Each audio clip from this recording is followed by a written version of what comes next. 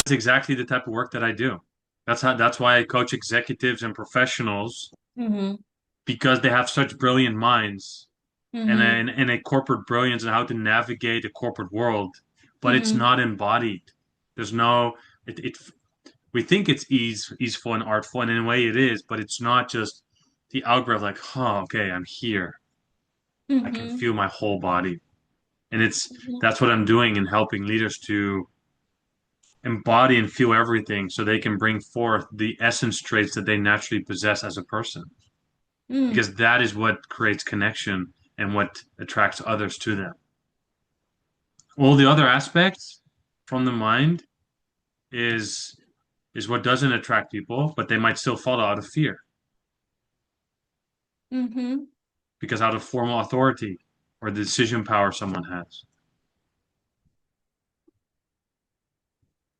So tell me about your journey of changing your career and even your identity and Yeah. the major takeaways you had in terms of how you help people see clearly what their next version should be and how to get there, like how to navigate that transition easily with clarity.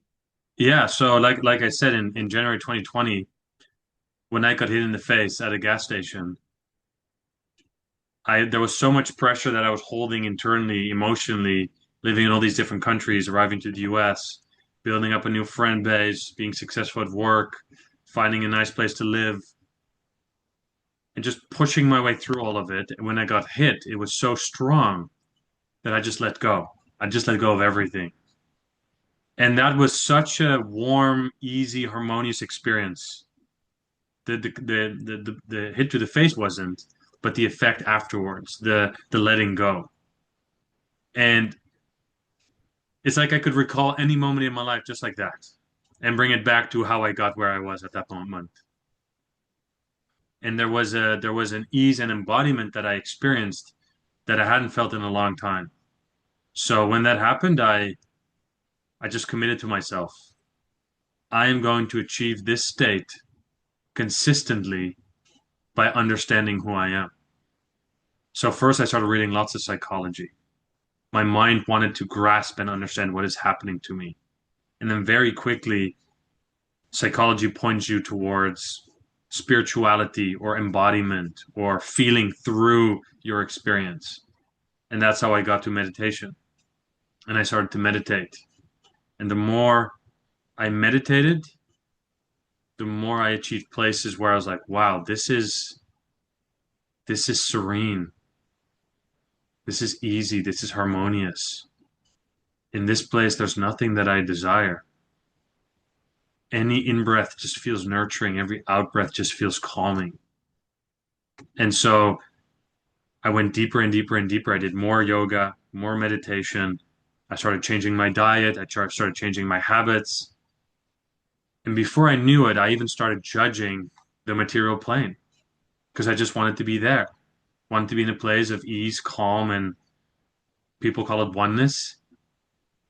But as I did that, and I moved back into life because life happens too while you're meditating before and after during the day as I'm working, I was still being swept by the winds at work or in traffic or life events or COVID was happening, which was constantly getting me out of balance. So I was going through this turbulent time of being there and fully calm and present, and then completely low because of being swept by life currents that were unfolding. And um, the more and more that I experienced that, the more and more I also learned just being up here is not where I wish to be. I'd like to be there, but then also inhabiting and being able to navigate this life in my body, on the street, with friends, with colleagues, with just daily life. So I started cultivating more consciously how can I be rooted in my body? How can I be rooted and calm in the body and experience what I experience in meditation while I'm moving through this life? And that is honest self-expression and unpacking my own fears. And work was a beautiful vehicle for me to to play around and experiment. And the more I showed up at work, the more I realized, wait a minute, I had an assumption that the more I show up, the more people are like, yeah, there you are, Chris. Great, you're finally here. Mhm. Now we can interact and correspond and connect and do great work together. But the more I showed up at work, the more people at work is like, wait, what's this guy doing? This is not what he's had been asked to do. Wait, that is uncomfortable to talk about that in the work context. But I was like, no, no, no, you don't get it. I'm choosing to express myself, and through that, it might be a little messy at first, but you get to see me and my true self is showing up. And that's how I wish to build trust with you. And as I went through that kind of reflection, I was like, wait, me showing up doesn't mean other people's are ready to receive me because they might not be showing up themselves. So then I started looking at others. Where are others on their journey? And then I started looking at these successful leaders in Shell who had all these high positions, had thousands of people working underneath them, you know, being decision executives on billions of dollars of spend. But they weren't actually doing the basics of showing up as a human, consistently showing up intentionally, purposefully, despite the context they were in. As a matter of fact, they were doing the opposite. They were reading and understanding the context so they could navigate in the way that they can control it for themselves. And I was like, wait, but that's not authentic. That's not real. That's manipulation for the sake of not creating ripples in the field. And that's what people always said. You want to go high up in Shell? Don't create any ripples. And that was never my belief. My belief was always what I honestly believe in. You got to stand for and create the ripples for what you wish to see. And so that's what I did. And um, all that self-reflection and all the playing back and forth with work just made me realize, wait, the space that I'm given within the corporate context is not large enough to express myself. And what I have to offer, the energy, the presence, I'm not receiving the energy back that I'm putting in. The energy isn't reciprocal. The connection isn't reciprocal. So then I went to a retreat in Colombia, and that's where I met my coach. And as I started coaching with her, I learned, wait, I don't want to become a CEO myself, even though that was always my goal. I wish to become a CEO of a large company, if not Shell. Now I wish to become, and what I've realized is I wish to become, and I am, a coach for leaders. So I can guide them through the same process I went through of finding my own voice, finding my own sense of being, feeling my body separate from others. When I'm in a crowded room with lots of energy, how can I separate what I think, what I feel, what I see, what I believe from others in the room? And creating that separation so that one can show up completely and then show up with love and understanding and move from a place that is grounded in well intentioned. So, um, yeah, and so I started cultivating the right relationships, people that are heart led, leaders that are heart led, people who are wise beyond what the mind knows about, who are embodying traits that I wish to embody. And so I found coaching education and I started taking coaching education. And there was lots to unlearn because I had to unlearn that I'm not the expert. I'm not the expert in somebody else's life. Everybody lives in their own experience, in their own universe, in their own storyline. So what I wish to become the expert of is the process of guiding someone, which means evoking the right awareness, awareness that leads to alignment. That alignment ultimately leads to clarity. And when somebody has clarity in the mind, in the head, and they're fully resonant, they create new beliefs and new choices. And I believe that leads people to creating different experiences in their life that is more fulfilling and more aligned with what they desire and what nurtures them. Because that's what I'm doing with my own life. So, yeah, that led me to a couple of months ago this year to saying goodbye to Shell. And me, myself, I'm also still going through the process and the journey of unfolding and learning. And being a coach doesn't mean that I am fully enlightened, not at all. I'm learning as much as anybody else. And I've I am learning now to fully let go of the corporate identity and integrating it with who I am. The spiritual me, the playful me, the corporate me, the serious me, the one that experiences pain, that feels sad, that feels heavy, that feels lonely, that feels empty. And how can I bring all of those pieces of me into one perspective? And that's what I wish to guide and coach others to. And yeah, I now go through a practice of taekwondo, of learning to stand on my feet, and I go through a practice of yoga, where I learn the same thing from a different perspective. Where taekwondo is learning to use more, uh, what's the word? Um, Abrupt energy. Yoga is more subtle. And how can I also integrate those art forms into one? And so I'm kind of carefully calibrating my own being and deepening my own presence and the information and the love and the energy that is available in my presence. So that's a bit of how I wish to work with leaders and my clients. So how do you see your role as somebody that can help facilitate heaven on earth through corporations and the transformation of its leaders? Um, do you see a clear action plan in terms of the way you structure your coaching with the leaders, or it's completely individually based?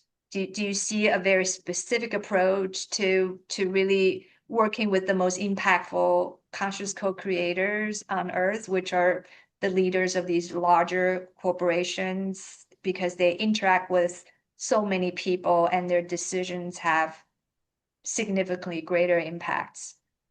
Yeah. So is there a structure? There's not a clear structure, but there is a methodology. How do I say Mhm, it? I've been trained as a generative coach, mhm, which is really holding space, mhm.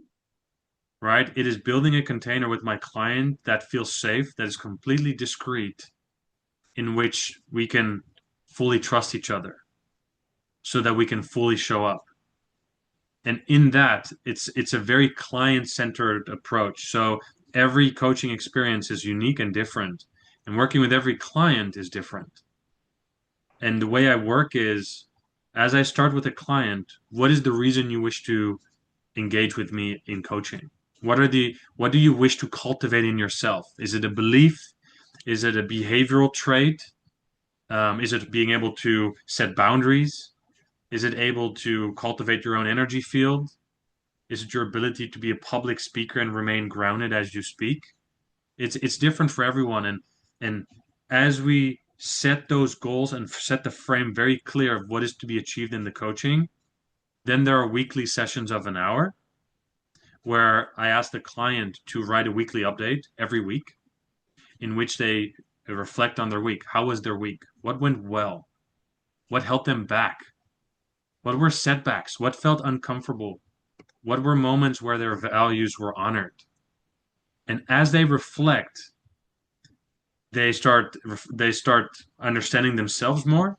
But also, as I read that, when we get on the call, we are current to where the client is at the moment, so we don't have to rehash the week. And in that moment, I ask my client, what is important now? What is unfolding right now that is asking us to look at? So it's very much an embodied experience from, hey, what do you want to talk about? And often when people bring, is often not what they really want to talk about, because what they brought forward is usually from the mind, but not from the heart or the body. And so it's my task as a coach to always stay focused on the client and to ask the right questions, and then bring it back to what were the goals that you've set for the outset of this relationship. And through that process, it's around the same thing, finding your own voice, learning what is that you truly desire. Maybe you've been conditioned for one thing, but when you're being held space, wait, my own expression might be completely different from what I've been trained to do. And there's an ease in that. So What my coaching does is bring people back to their essence, the essence of who they truly are, and then letting go of all the beliefs that's keeping them from standing in their essence. And I believe when we stand up from our essence, that's when we're inspiring. And that's when we're in aligned with who we are. And that's when we can make quick decisions intuitively. We don't have to de-risk it completely with the mind. No, we feel what is right because our body Mm. is able to register so much more information than our mind could ever do through the five senses. It's what Gary Zukov says in The Seat of the Soul. Our eyes can detect a certain scala of light, but the eyes cannot detect UV, but the body can. So when we move from the mind, we work with a limited data set. When we move with our body has the unlimited data set and is able to register everything if we're aware of it or not. So I help leaders to trust their intuition so they can move much faster, more aligned, and more grounded as they move through the corporate world. And what that also often gives is they move from the heart. And so they start making choices that honors their own constitution, which is linked to nature. And when they honor their own constitution and when they honor nature, they honor Earth and they honor humanity. And as a result, they will converge more to creating a context and a landscape that serves everyone.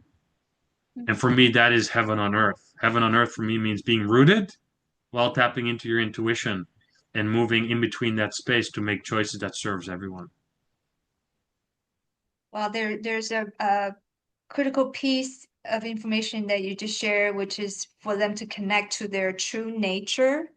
And then you then go from there to how that connects them to the earth and the humanity and Yeah, everyone. exactly. So, so how does that connection take place, going from the true nature to the earth and humanity? If you can expand more on that, So please. what that meant for me was my when I tap into my true nature, there's a desire of peace, a desire of belonging, a desire of harmony, a desire of being able to breathe in and just breathe out without feeling unsafe, without feeling I have to look around to protect myself. And as I went down that desire, I learned that I love to walk around on the earth with my bare feet. Something I thought was completely ridiculous many years ago. Oh, that's one of those tree huggers. That's what I used to think. Now, when it rains here in Houston, I love to put on my shorts and walk around in the puddles or go to the park and allow the rain to fall on my skin and just to feel the calming effect of rain just cleaning my energy field. So, as I follow that desire, I learn, wait, nature is so beautiful. I used to live in Qatar, and it's in the nature. Qatar's nature is very narrow. It is sun, it is sand, it is salt, and it's heat. And there's some vegetation here and there. There's salt water. So as I lived there for 2 years, I wasn't aware of Earth and what it meant to me. And so I felt heavy. I felt like I was carrying all this stuff that I couldn't let go of, but I didn't understand it until I would go to the Maldives on vacation or to Greece or to Thailand, where there was vegetation, more rich vegetation and more rain. And I was like, oh, this feels so good. Fresh water, not just salty water. And then when I moved to Houston and it's sunny here and it rains a lot, I started learning, oh, nature is really important to me. And that's what Qatar teaches me too, by the absence of the diversity of nature. And so for me, that is the process of connecting to earth. And then heaven is your intuition. Hey, what feels right? What feels wrong? Hey, what does it feel like I wish to do now? Hey, I feel like I wish to call this friend, and you call the friend and oh, he was just thinking of you. For me, that's heaven, and it's connecting the two of them. That's where the beauty in the gold lies, I believe. Wow, that's very interesting. I actually happen to have quite a bit of clients that are CEOs or executives, and I noticed some common threads across these clients. I noticed how they have very high pain tolerance, Yeah, good point.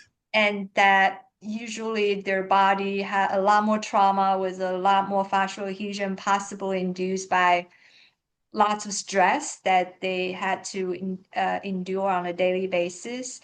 But at the same time, they have a lot less complaint about what they're having in their body. They would probably buy massages for their friends, for their loved ones, for their family members, more so than themselves. And usually they would describe other people's physical conditions as really severe and needing help. And usually they feel like they're in a pretty good shape, and how it's not a big deal, like their body's great. But usually they're the ones with the most traumas, with the most issues, but they seem to have the ability to not focus on their own sufferings, but to focus on other people's sufferings, to magnify other people's sufferings, to want to become the provider of solutions to other people's sufferings. At the same time, they seem to downplay their own sufferings, to not dwell upon this victim mentality, to move on from any sort of traumas or stress factors as quickly as they can.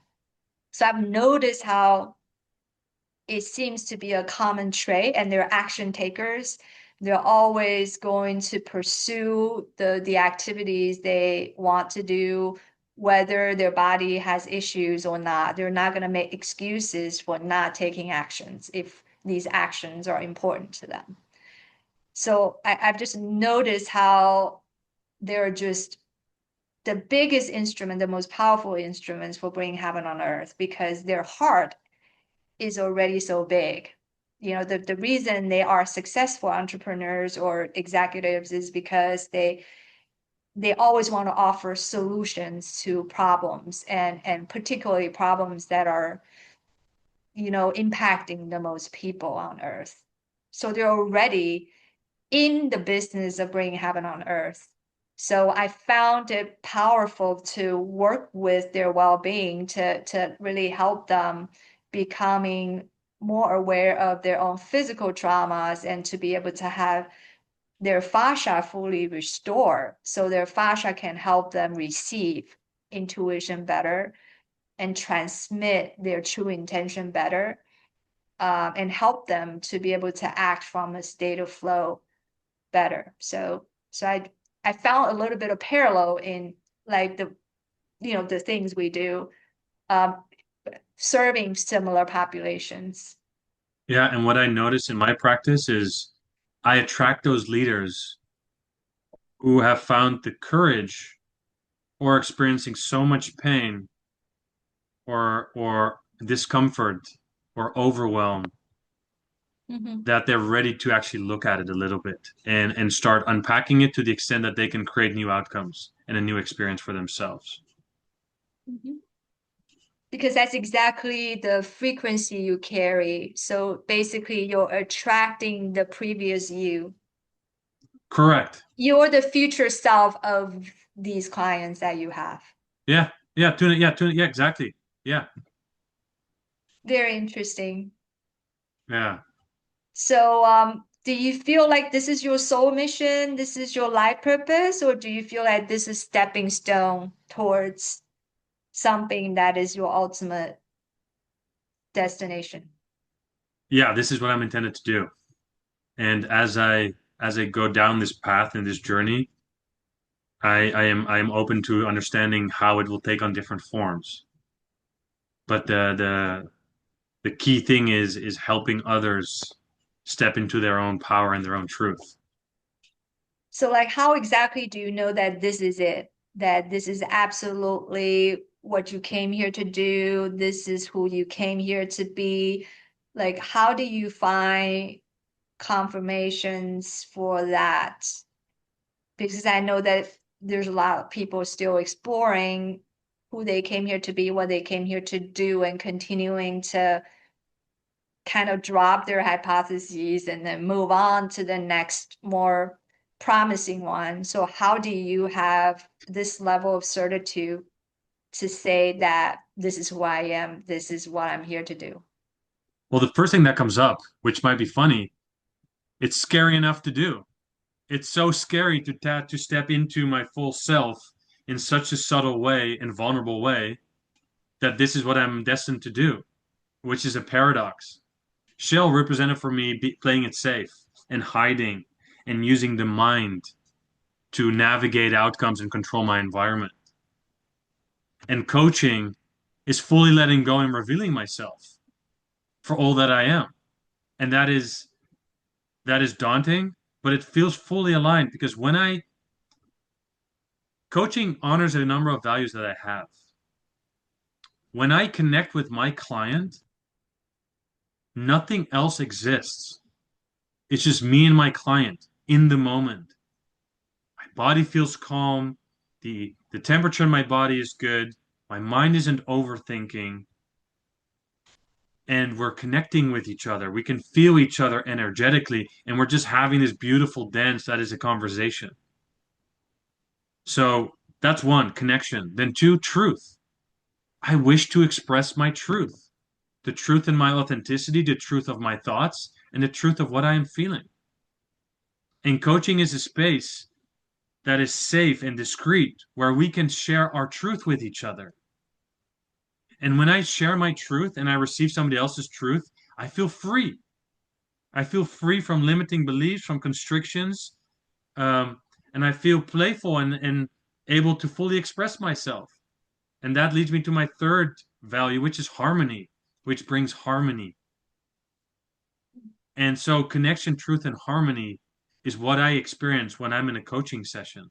So when I hang up the phone or the call or we end a conversation in person, it almost feels like I've meditated for an hour. The energy that's been given and been receiving is reciprocal. It's like I'm nourishing myself energetically. I'm nurturing myself emotionally, physically, spiritually, and mentally, rationally too, because my mind is being expanded as I'm having these conversations with other leaders. And and so the act of coaching or the act of guiding others on the path and sharing experiences and figuring out where somebody is and where they want to go just brings out all my qualities, my creativeness, my joy, my curiosity, um, my wisdom. And so yeah, that's I think a way by which I know this is what I'm intended to do. If I go early on in my journey, I remember um, doing an exercise of envisioning my perfect future. And one of the things I wrote down is, hey, how could I do consulting like McKinsey does, but on an emotional level? And it felt so, wait, people would want to pay for that? Would a corporate be interested in that? And now I learn it's way more than just emotional consulting.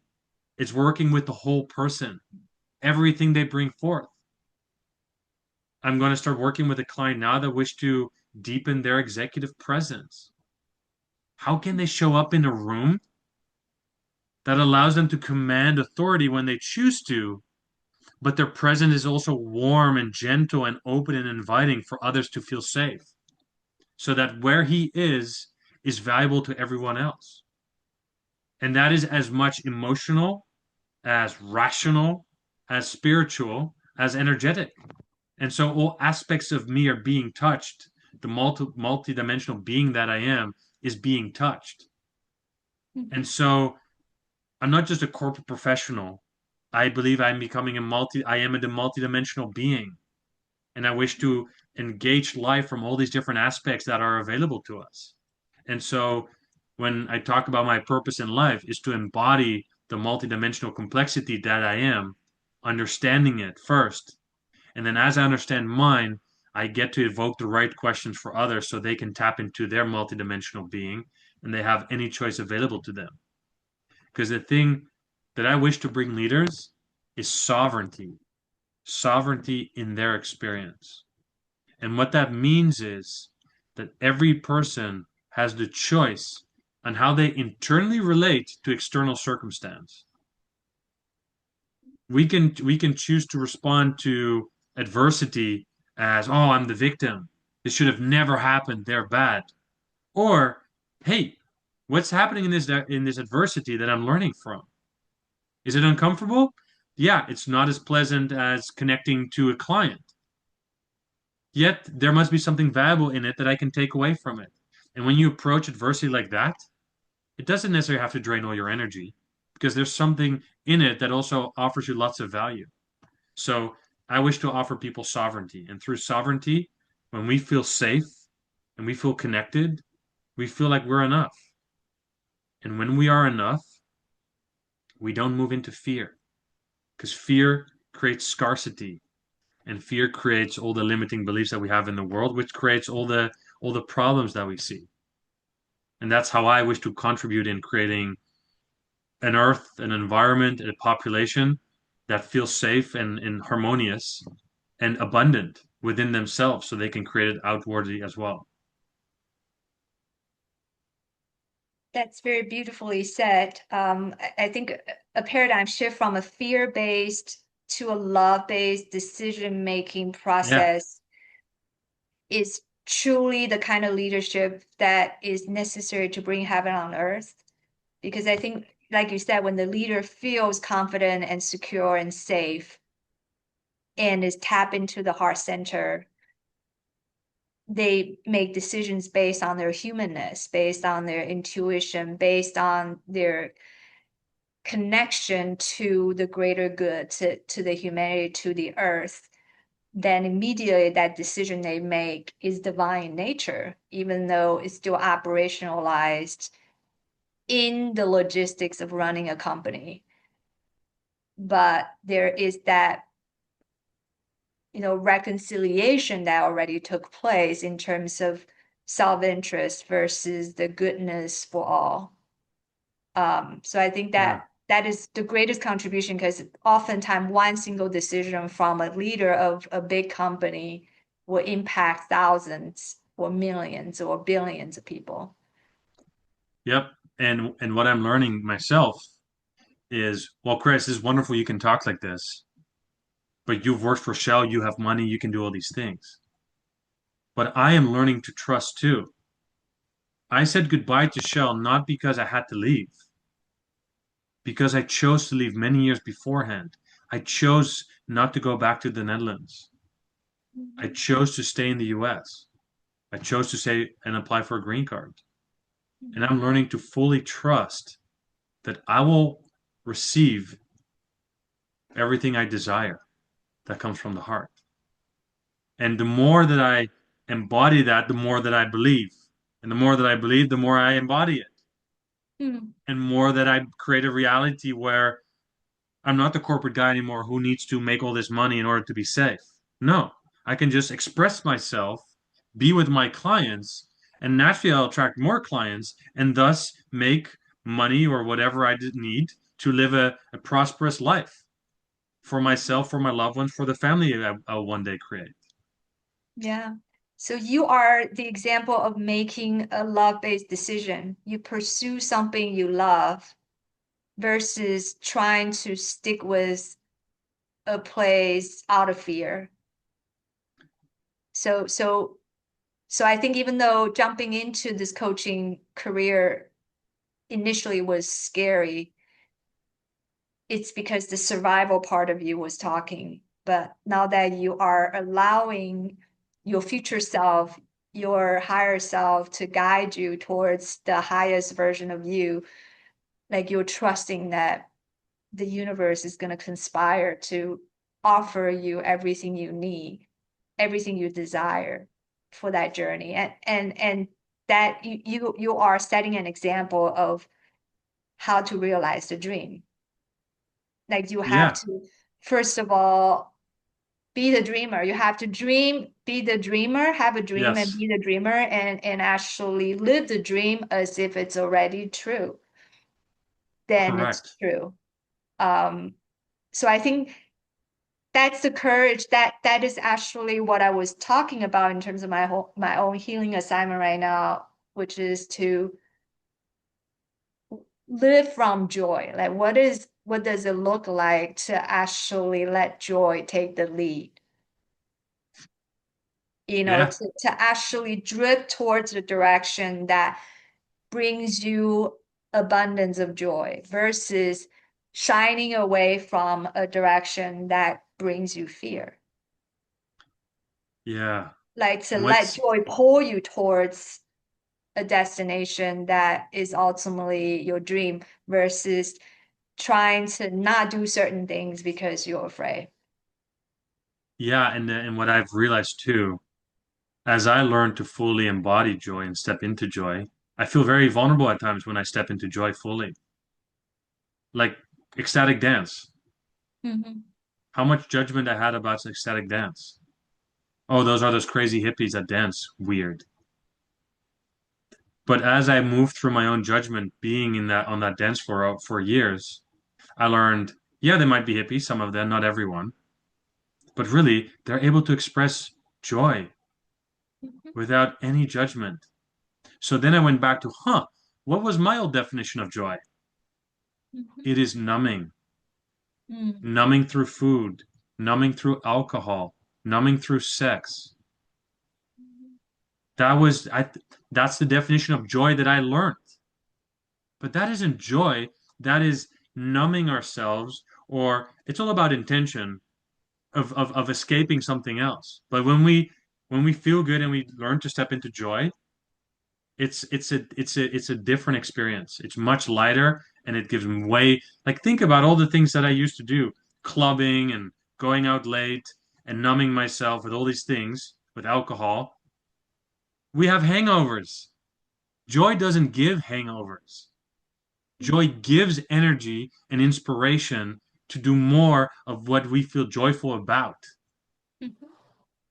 So these are these tiny truths and such a subtle perspective shift that makes such a big difference. Mhm. It doesn't mean that I judge people that go out or drink or do all those things, not at all.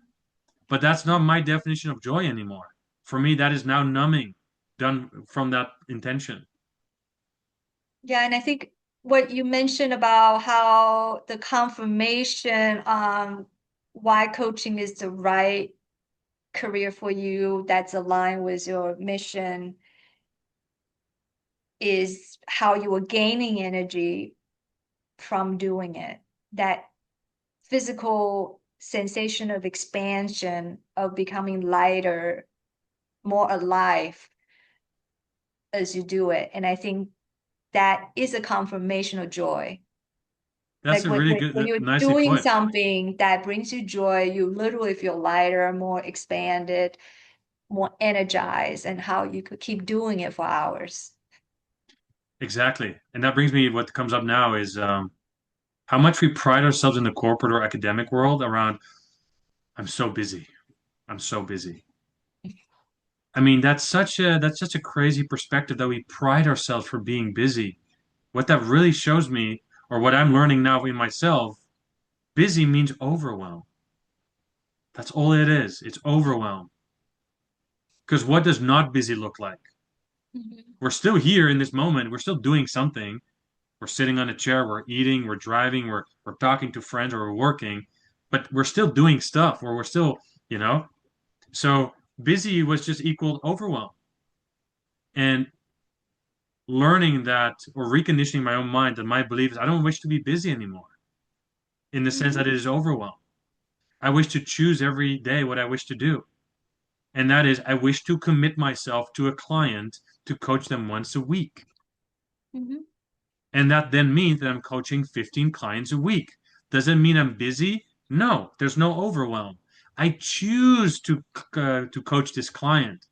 I choose to give my energy at that time and reciprocate it and get out and then step out of it after an hour. Mhm. As opposed to, oh man, I've got all these meetings I got to do. I'm so busy today. No, no, I can't meet. No, Mhm. I know what time I'm carving out for my clients. I know what time I have for my own restoration, rejuvenation, and my yoga and taekwondo practice. And I know when I want to dedicate time to my friends or to do new things that I haven't done before. But it's no longer busy. It's a conscious choice of how I choose to use the time in my week. Mhm. Yeah, it comes back to the word sovereignty that you were talking about. When I recall my academic life since 2011, I just have been doing 24/7, even busier than when I was in the corporate world doing architecture. even during the summer when I wasn't paid, I was still working 24/7 trying to pump out research proposals and almost like a volunteer working nonstop and being pulled into all kinds of meetings. And I think it was that whole conditioning from the child of being selfless, being of service to others, and um, that kind of made me feel like I had to be like that in order to have self-worth. So being kind of taken out of all that, now that I have control over how much time I'm going to allocate for others and how much time I'm going to focus on my own growth and my own care. I think that in itself is an inner child healing because, since I was a child, I was dedicating my entire life for the betterment of my brother or others. Yeah. Um, so I think it's interesting that there are work environments where we are forced to be selfless because the way the workplace was set up. And I think even if the nature of the work is interesting, it is something that I'm meant to do. I think if I were to do consulting on architectural design on my own to be able to carve out time for others versus myself, that will totally change the game. So I think when it comes to like bringing heaven on earth, something that I'm optimistic about AI about is that perhaps that's how we're going to be able to have more time to cultivate our spiritual growth, to Mm. focus on self-care. If AI can help us reduce the amount of time that we have to dedicate to serving others and to, work on a particular job or project. So I think that's something that I'm working on currently, like how to actually let the logistics aspect of life take the least amount of time possible using technology so that I can dedicate my time towards, emotional, spiritual, like interpersonal growth, basically. Yeah. And the way I would reframe some of what you said, Hope, I believe we are made to believe that the answer in a corporate environment or academic environment is always outside of us. The recognition, the approval, the acceptance, the next step, the vision, right? The new solution. It's not. It's within ourselves. Mm-hmm. And then in my own journey, as I started to move from the inside out, I learned that is not welcomed as much always in a corporate environment because it means you're becoming an independent thinker and you're not willing to move along completely with what the narrative is within the organization. Mm-hmm. And that is intimidating to leaders who haven't cultivated that rootedness of inside out perspective completely independently from the organization. So that is developing a sense of self and trusting, hey, what I enjoy doing gives me energy, and that's what I'm good at. Mm-hmm. Why do I need to take on a difficult role in XYZ if I don't like to do that? Mm-hmm. Well, when you do all these different roles, then you can become the CEO. Mm-hmm. Fair enough. But if that next step is not what you desire to do from your heart, then you should ask yourself, is that what you want to become? And a lot of people disconnect their body from their mind, and before they know it, they're in a reality that their mind has created. They are successful because they're in the big role, but it's painful because the body was never aligned with what the mind was pursuing. Mm-hmm. And I think that kind of loops back in full circle to what I mentioned earlier about bringing heaven on earth for organization, society, and the world in large. And I think it starts with fundamentally changing education, the personal development industry is coming in to help everybody discover who they truly are, what they're here to do, and help them kind of pursue their future self with joy and fill their cup up fully so they can overflow. So then collectives are formed from soul tribes, from people who vibrate with similar frequency, with synergistic outcomes out of their collaboration. So organizations become self-organizing. So it's not necessarily a framework with performance criteria. It's actually individuals reaching their maximum potential, knowing clearly who they are, what they're here to do, and knowing how they can self-regulate and self-generate based on their sets of talents, and how that then has synergistical outcome when they co-create with others. So there's going to be these self-organizing collaboratives forming to replace organizations with very rigid standards for performance, expectations for the kinds of people they want to hire.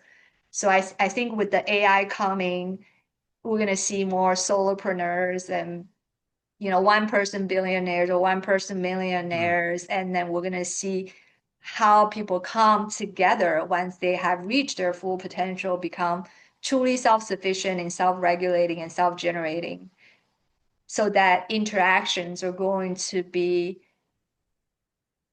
on an equal basis that is truly mutually beneficial.